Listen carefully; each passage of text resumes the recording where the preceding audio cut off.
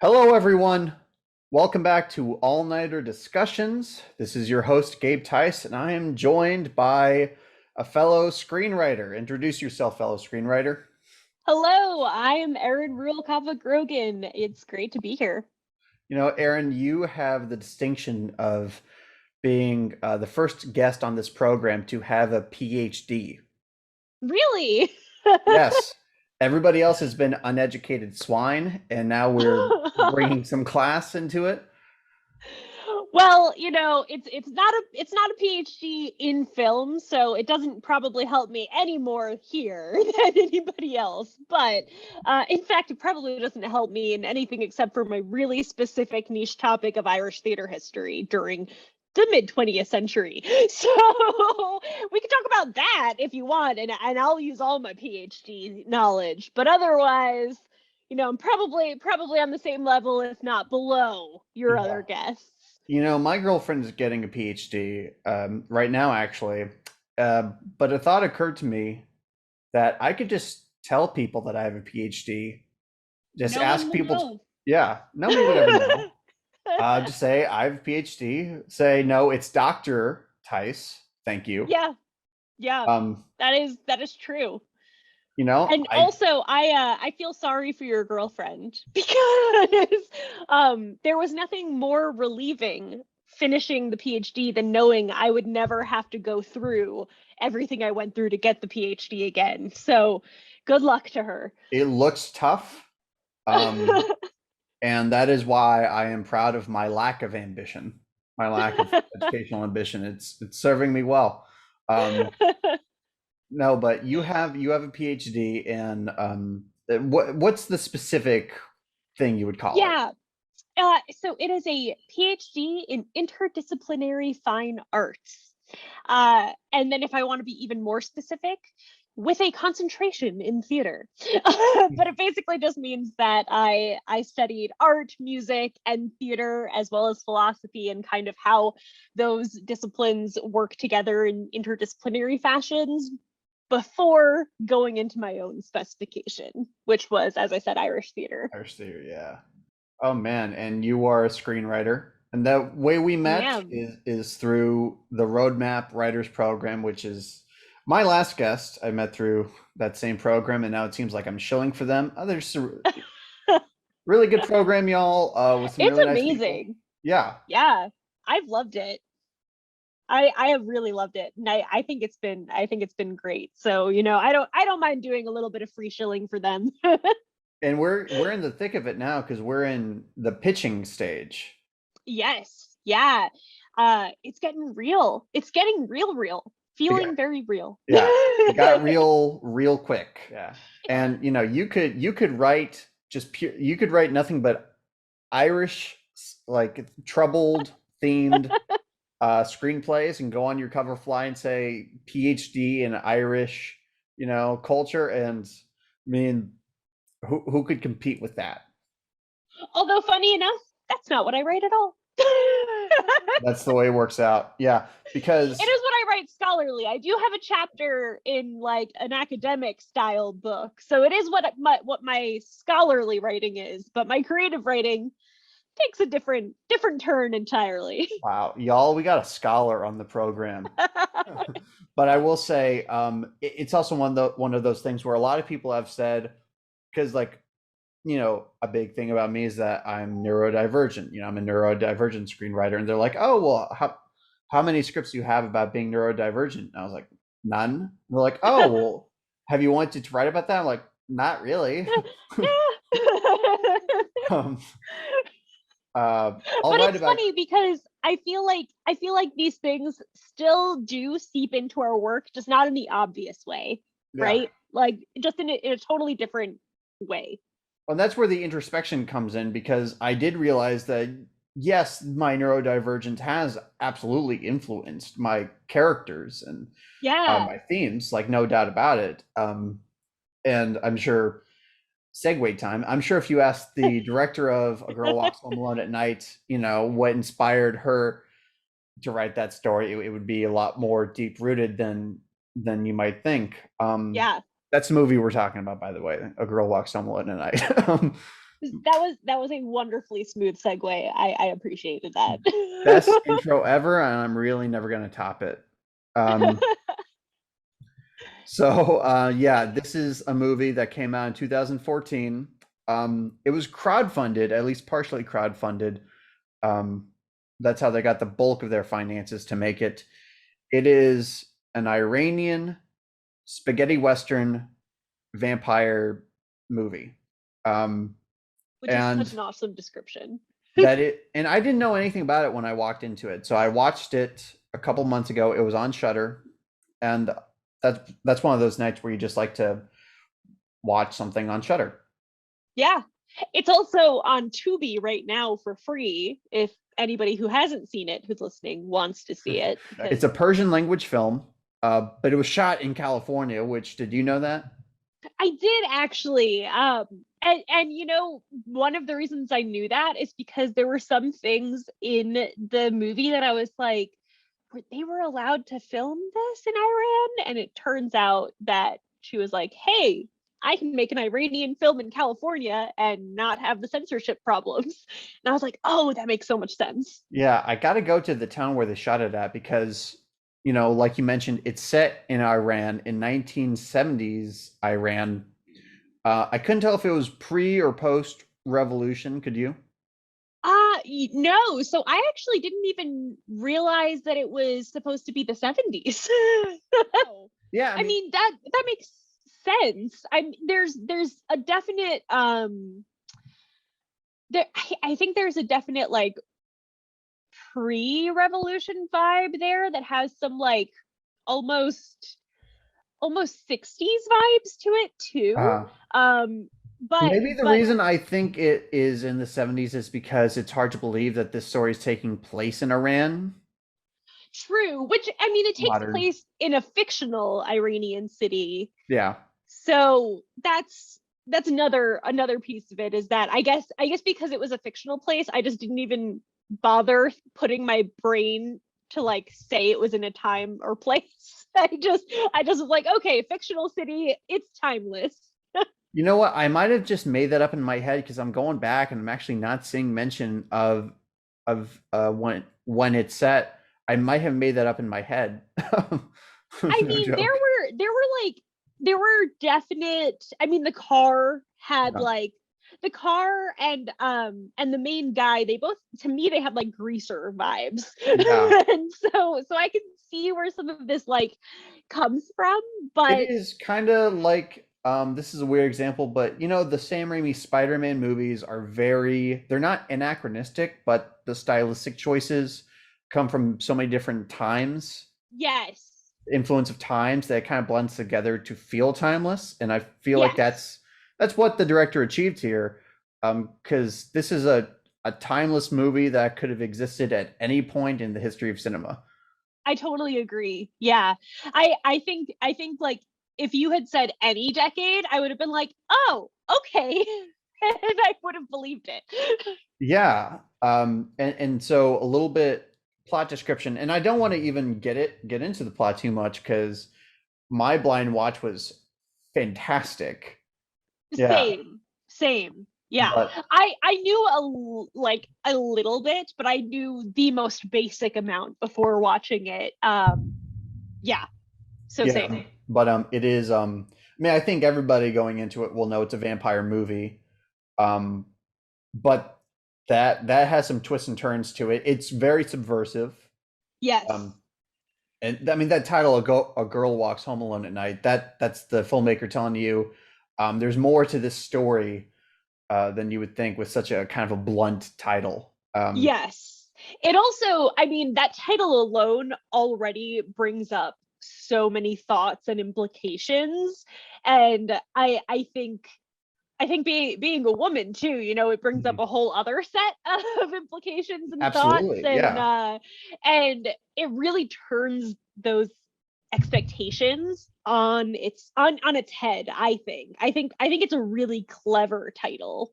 It's kind of like if Buffy the Vampire Slayer wasn't made by a total piece of shit. It's heartbreaking. I know. Heartbreaking. I know.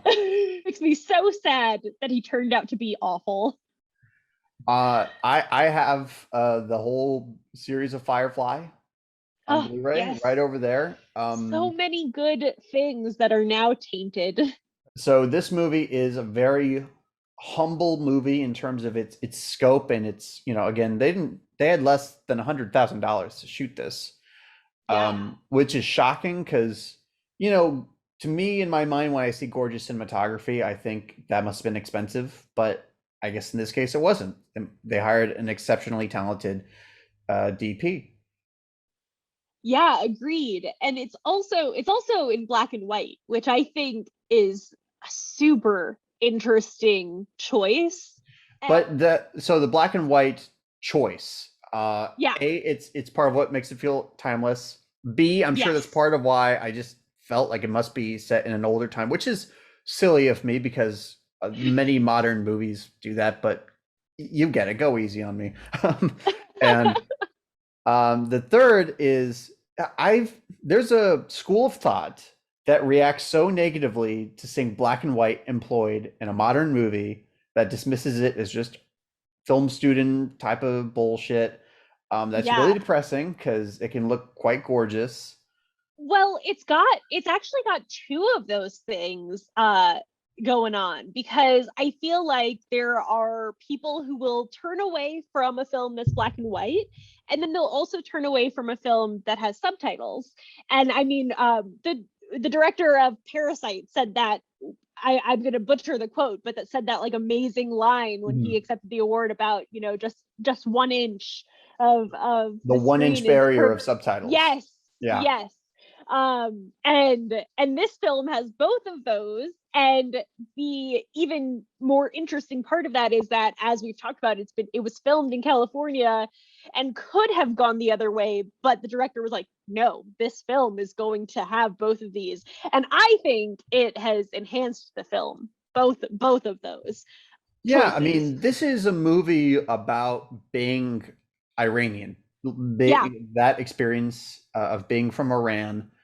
That's not a world that Americans live in, right? No, Um, absolutely. And it's one that is much more cut off for the typical American, because of the fact that it is not an easy place to travel to as an American too. So even people who are well traveled still have less of an insight into that world, I think, if they come yeah, from America, like we do.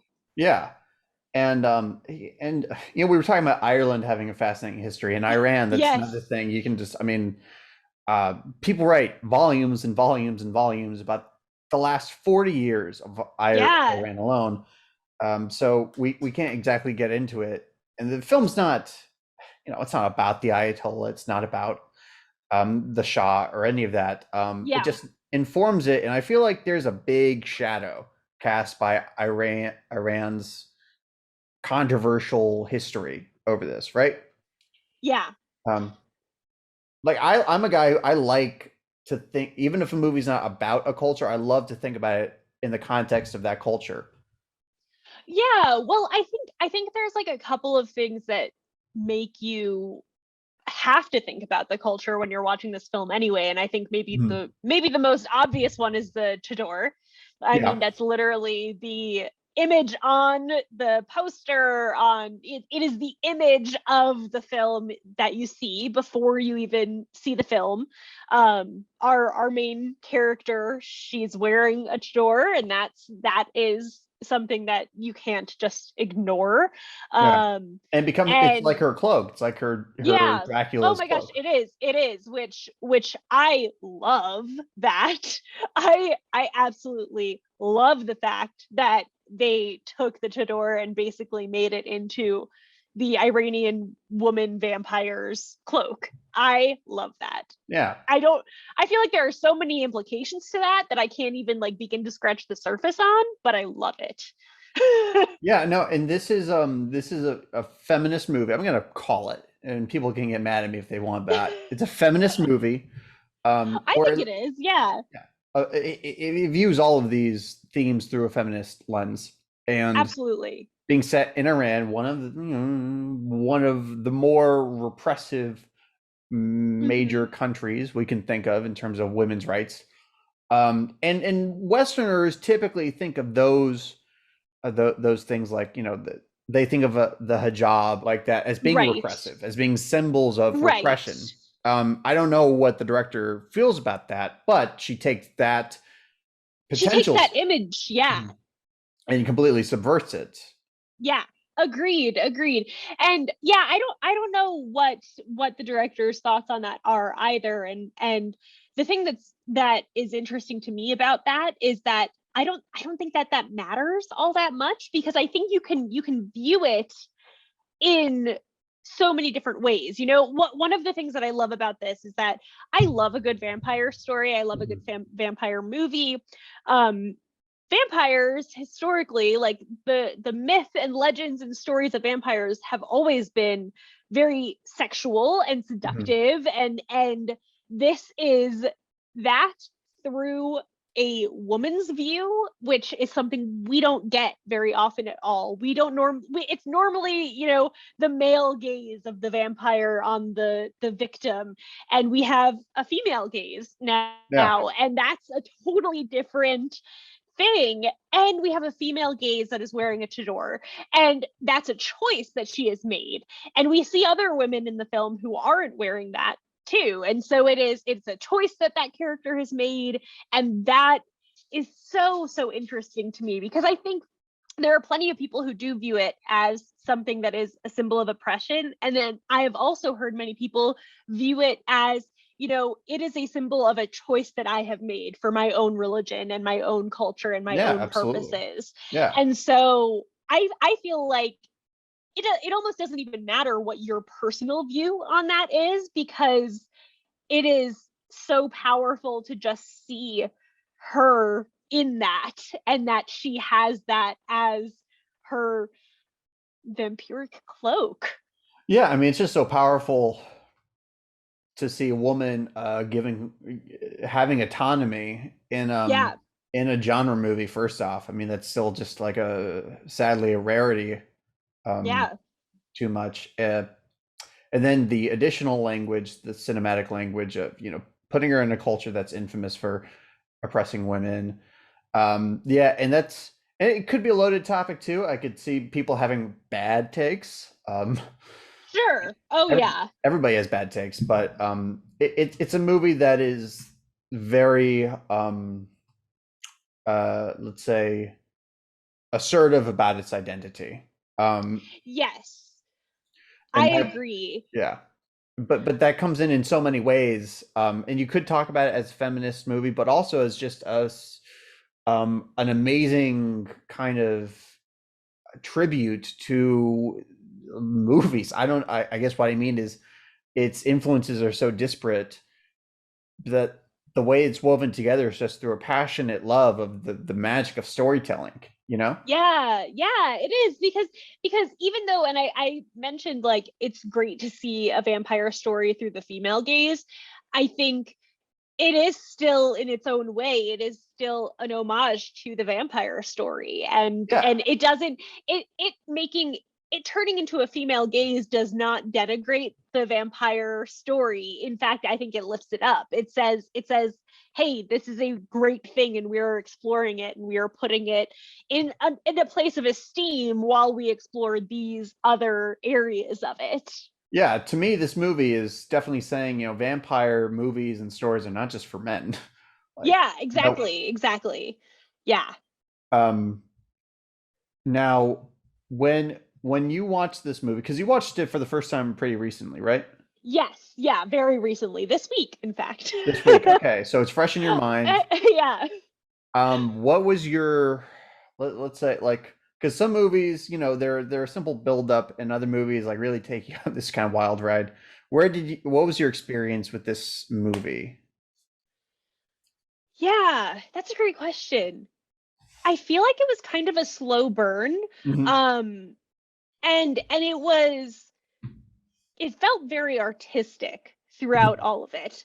It felt very artistic. It felt like a slow burn. It was a slow burn in the right way, right? Because like that can mean two different things. There can be a good slow burn and a slow burn where you're like, But come I on, think get to the point. a slow burn is supposed to be good. That's supposed Right. to be a compliment. It's supposed to be good. Yes, and Yeah. it was. And I thought that this did it well. Um because it had, I feel like it had all the right pieces. And so it was, yeah, it just honestly, like I would say some of my parting words after watching it were like that it was beautiful, Hmm. that it was also, and I feel like I'm not going to say this right. It felt simple, but in a very intelligent way. Like when somebody says a story is simple, sometimes that's like, oh, it's just uh A does B, Yeah, yeah. C happens. I mean, the And big complaint about slasher movies is that they're simple to the point of being tedious. Just, right. there's somebody with a mask stabbing a bunch of people until he gets stabbed. Yes. And what I mean about this is like that it was simple in such a smart way. Hmm. It didn't overload us. And so like some of the things that it's a fascinating world, and they only gave us as much of the world as we needed for this story. And they could have gone crazy, right? They're literally, one of the first images of the film is a literal body pit. And you're Yeah. like, what? And they don't over explain it. They don't go into, and it's here because we don't have police, because we don't, and like they don't give you everything. They give you enough to understand the story. And I think that was one of the things that helped it become so beautiful. That's a really great point, and this stands in sharp contrast with a lot. When people make genre throwbacks, I feel like usually people make these very zany, kind of grindhouse style, like Quentin Tarantino, his Yeah. throwbacks like Death Proof, that they're rough, they're dirty, they're grimy. They're a little bit in excess, you could Yeah. say, with violence and gore. And this is an art house throwback. And one Yes. person we didn't talk about in terms of influences is Fellini. But his influence, I think, is really felt, especially in there are some scenes that are dedicated not to the plot, but really to establishing this world. The That reminds me of the rockabilly scene, Yeah. where with the balloon, and it's just this really beautiful moment that also has so many layers, because it is illegal to be gay in Iran. And so this is Mhm. another area where I think the director really embraced the dichotomy of being able to film in California, and what freedoms that allowed her to express these kind of like underpinnings of identity in Yes. Yeah. Iran as well.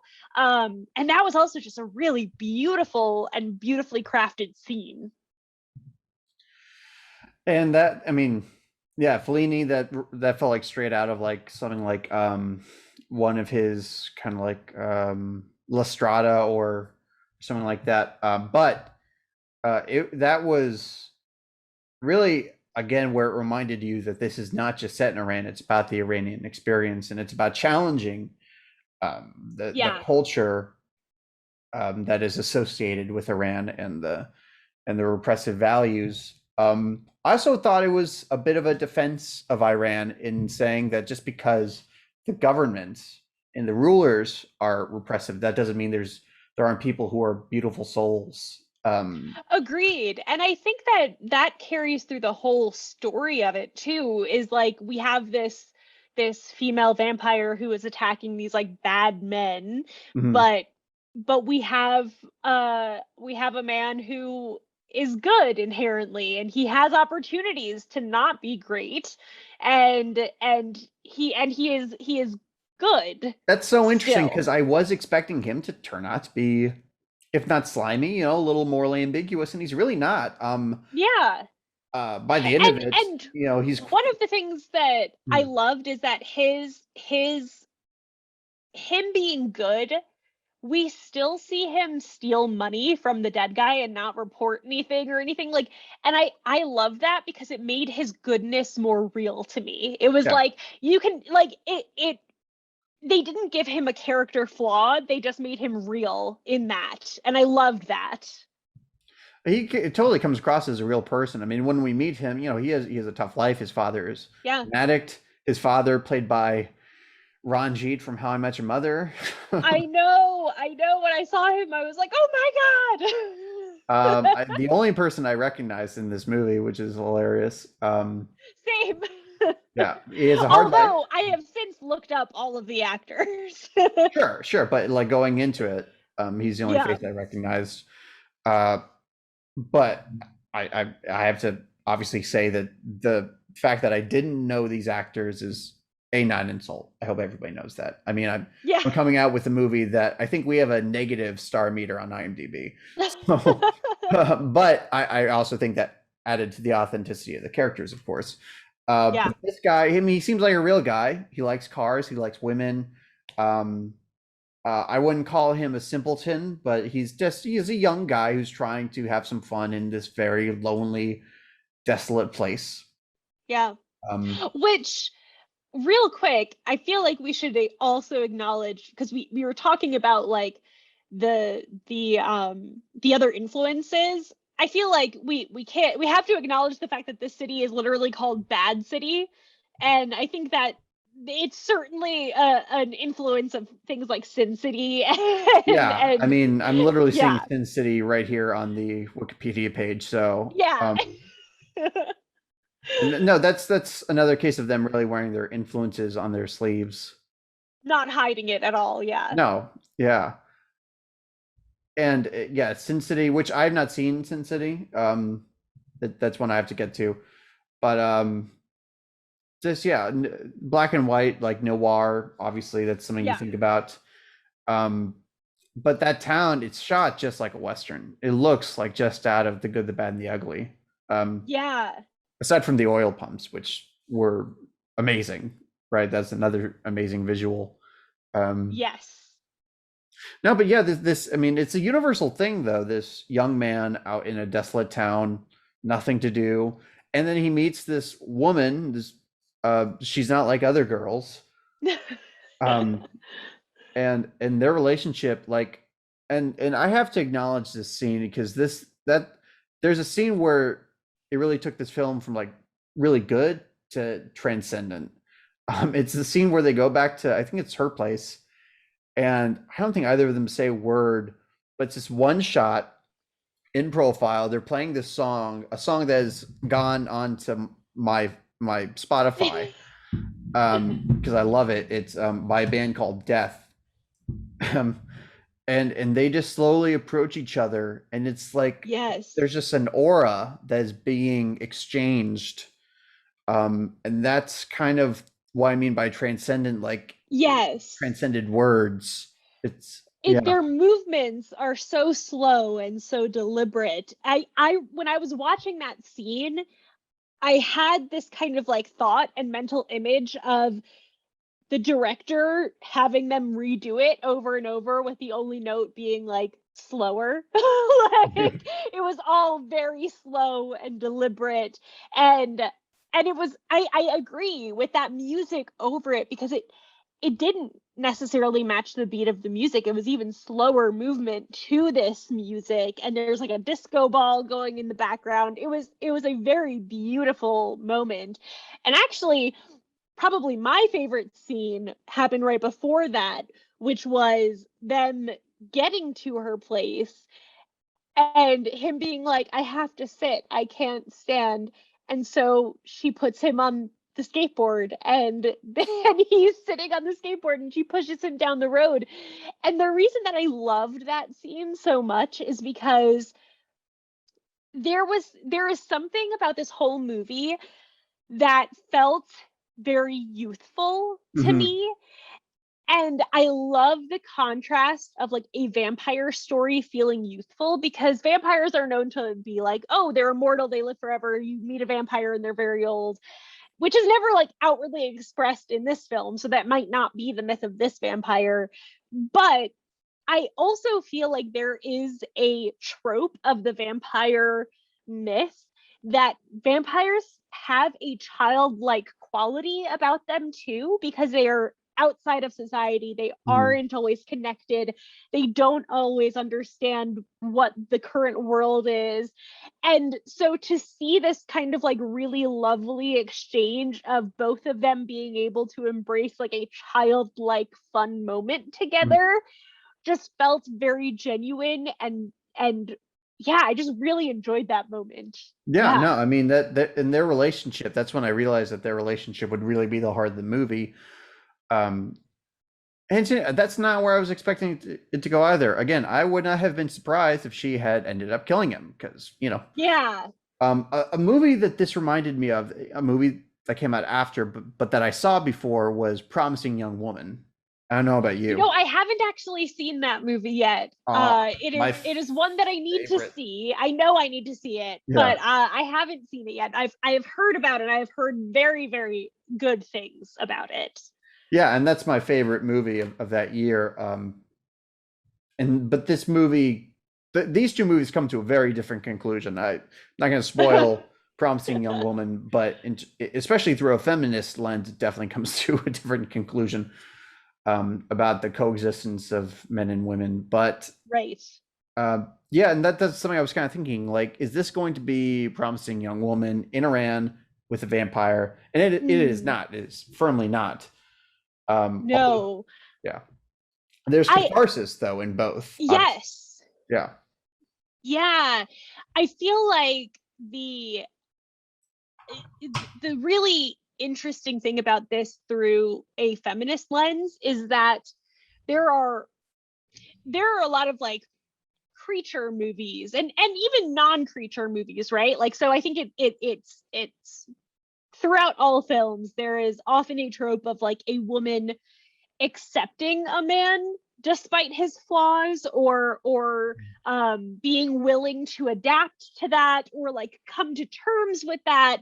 And that's the opposite of what happens here. Here, literally in the end, our male character has to make the choice to accept this woman for how she is, and she doesn't change, and she doesn't apologize for who she is, and she doesn't do anything to like, it is really turning that expectation on its head of it is the man who has to decide, is he okay, is he going to put up with this, is he going to accept it, is he going to like change himself or his life or his choices for her.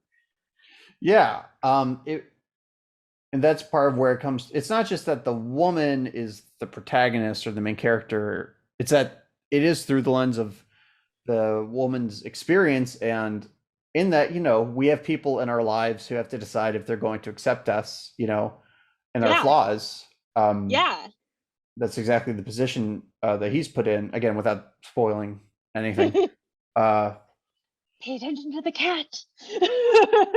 That cat, that's the best use of a cat. Cats annoy me so often in horror movies. No. They do, because they usually just jump out of things and scare true. people. They're just jump scare devices. But no, this is the best use of a cat. I'm calling it. It's true. Fantastic actor. Best cat actor award goes to this cat. Best capture. Cat, yes. Wow. Love a good pun. And we've been talking so much about how it's a beautiful movie, it's a feminist movie, it's a culturally rich movie, but it's a vampire movie, and it does not disappoint in no department. That the first time you see those things come out, I was like pretty thrilled. Yes, I loved that, and I also loved the moment with the kid, with the voice. With her voice and the kind of like exploration of this like darker side of her as the vampire, and like let's remember, she's not just a woman standing here, but she is also quite literally a vampire. Yeah. And I loved that moment too. It was done tastefully. Like there's no like, I mean, there's blood, which I'm glad that it was Yeah. pull punches, but it wasn't like gross or anything. Not No. not gore Yeah, hound. it has this weird way of still having some moments of horror, but still doing it very artistically. Sure, yeah. And Yeah. I think blood just looks so good in black and white. Yes. Yeah.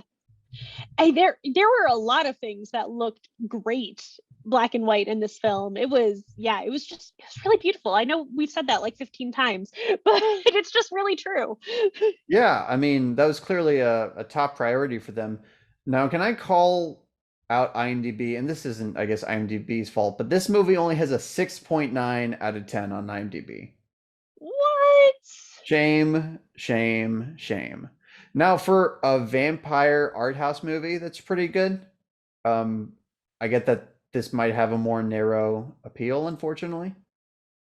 Yeah, that's true, but I think it deserves more. It deserves a lot. I mean, this is like this is one of the few movies from the last 10 years that has like a it's like right there on my shelf alongside the classics. Yeah.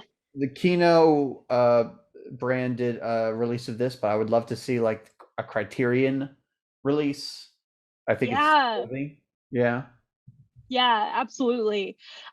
Yeah, I love it. And I love its embrace of the spaghetti Western style as well, because it's something that I think so many people don't realize how much that can bring to other genres. And I love that genre bending stuff. And I feel like the embrace of Western style tropes in other genres can work so well if it's done right.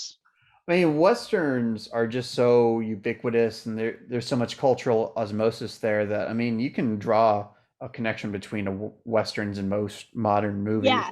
You know, Yes. and the guy who always took inspiration from westerns without making a western was John Carpenter.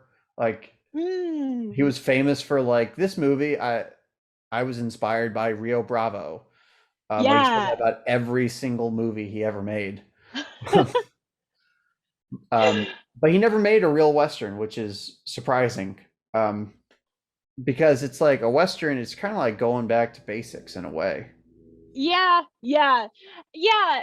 I I think it's funny because I think as I have learned more about film and I have gotten more into the world of writing my own stuff, I feel like my outside opinion at the beginning of everything was so different about westerns than it is now. Mhm. I very much placed westerns as like, oh, the only thing that my grandpa will watch, and boring, and like, and it's so much more than that. And I think much like this film and us saying, its rating is not high enough for how good it is. It's another one of those kind of barriers to films Oh that yeah. people on the outside have a hard time overcoming at times.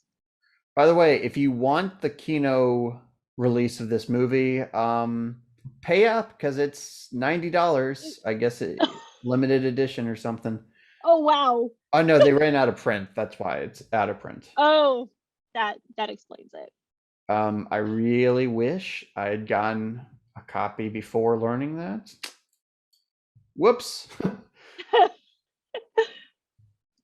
Here's holding out for again like a Criterion or Shout Factory release. Re-release or something. Yeah. Yeah, yeah. And this director, let's talk about her because she's gone on to do some other things. Let me pull up her IMDb.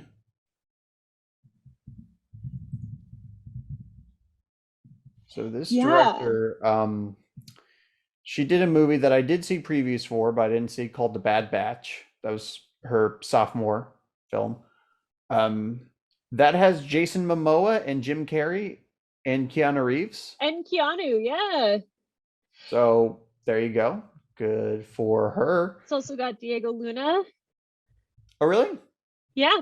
Nice, nice. Okay, so I she have clearly, I have yeah. not seen this one. But I will say having now seen this film, I want to watch the rest of her her Well, films. this apparently is set in Texas, so you and I really Oh, have no hey, excuse. we don't. We got to Although it's filmed in represent. California. She's doing it again. Yeah, which is fine. Again, going back to John Carpenter, the first Halloween, it's set in Illinois, and it's so clearly Southern California. It's hilarious.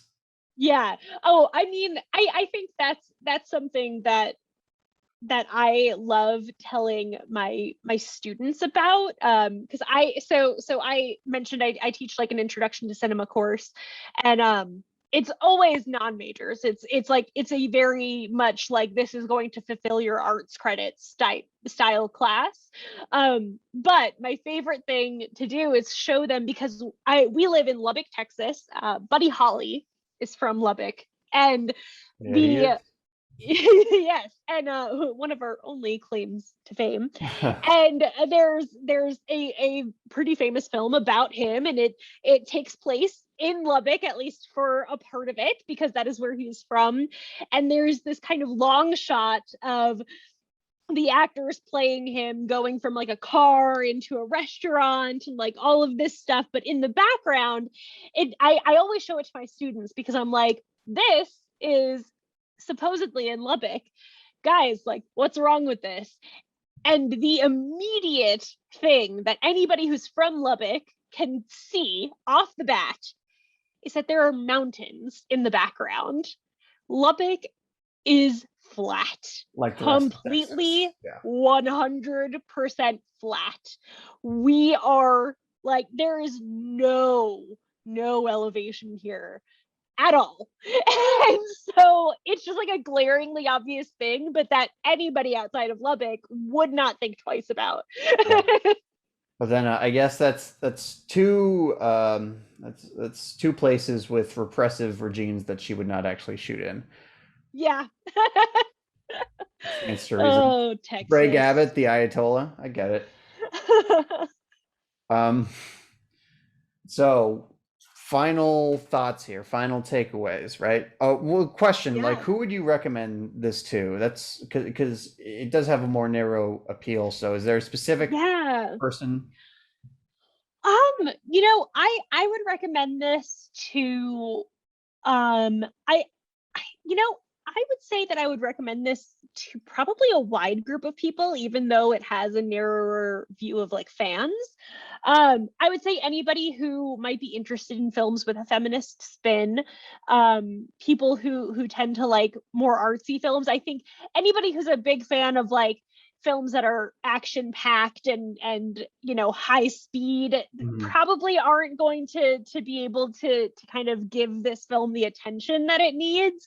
But one thing that I would say is that I would urge people who are maybe a little bit more afraid of horror to give it a shot, because I think it's one of those films that can get you into the genre. It's one of those films that doesn't Mhm. push you away through gore or jump scares or things like that. And so I think a lot of people who say that kind of blanket statement of like, I don't like horror films, would be really surprised by this.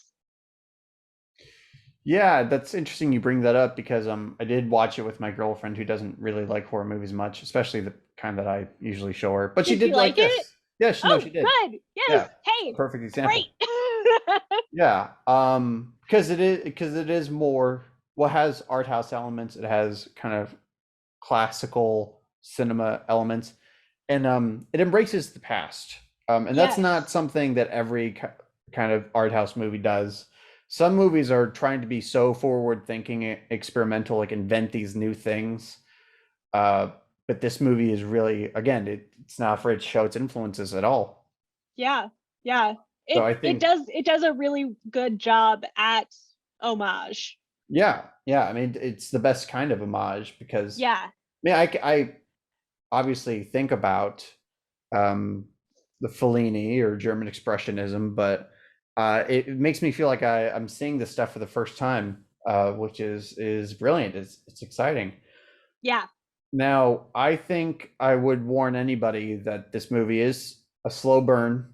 Um, It is, but it's also only like an hour and 40 minutes. So That's even great. though it's a slow burn, but it's also a quick film. And like those are two very different things that people might not always like.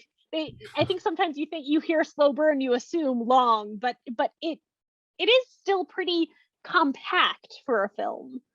Oh, sure. No, it doesn't waste your time. That's not what a slow Yeah, burn is. Yeah, it does not waste no. your time. I think the thing is, I know so many people who call themselves horror fans, and they're really just fans of violence and sex, in Yep, their movies. yep.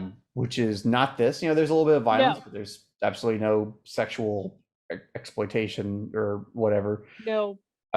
Which I was relieved by. Yeah, I don't yeah. know. I just get so like people like when they talk about that, it just makes me uncomfortable. I don't know if I'm alone. Yeah. No, I mean, and I think like I touched upon that earlier too, that like we definitely are seeing a horror film through the female gaze rather than the male gaze, and you can tell there are boobs in this film, guys, but it's not at all sexualized Mhm. or anything like that. It is like it is a different type of reasoning to have any of those moments Yeah. than the typical kind of film where it's like, hey, we're going to show this for exploitation or something like that. Right, right. And again, it goes back to that feminist angle, that female Yeah, gaze. yeah, So yeah, the tagline is let's see, the tagline is the first Iranian vampire Western. So if you like any of those things, then I think this is the movie for you. I agree 100%. Or if you like Fellini, or if you like um, you know, German expressionism, just try it. All right. Yeah, If you think you it's like great. movies at all, if you like any movies for any good reason, I think you should try it. I'll put it that way. If you like good things, you should try it. So, oh, also there are a series of graphic novels that I believe are based off of this. Ooh. I did. Yeah, I saw something about that it actually explores the world of it a little bit more. That it is kind of like a prequel of a sorts.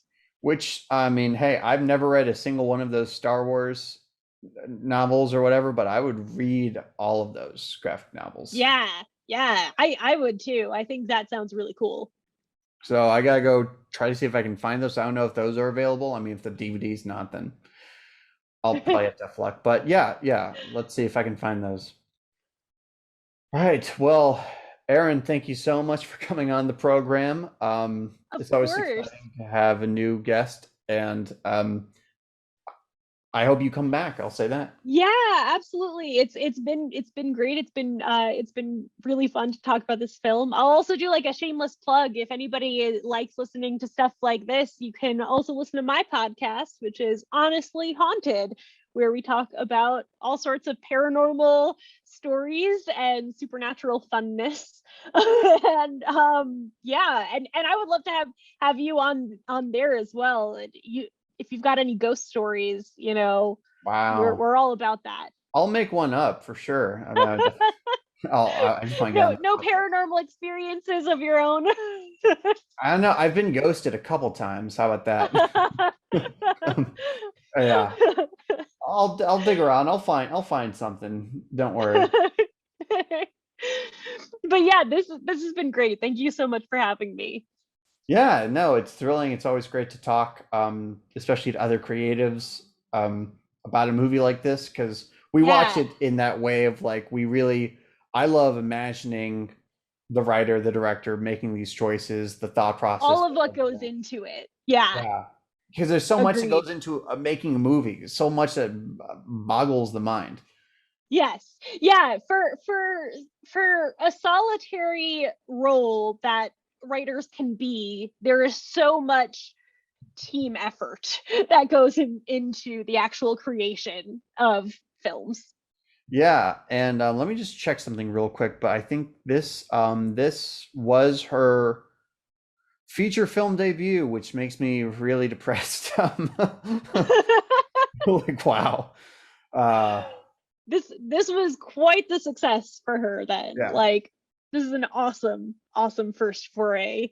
Oh, and that this was actually based off a short story that she did previously, you know, like a proof of concept. Oh, yeah, that makes sense. Makes sense, yeah. Okay, well, Erin, thanks again for joining. Of course. Can't wait to have you back on. And Awesome. Have a great day. all right, and guys, catch this podcast on all the regular podcast platforms. Follow, like, do that whole thing, and I'll see you next time.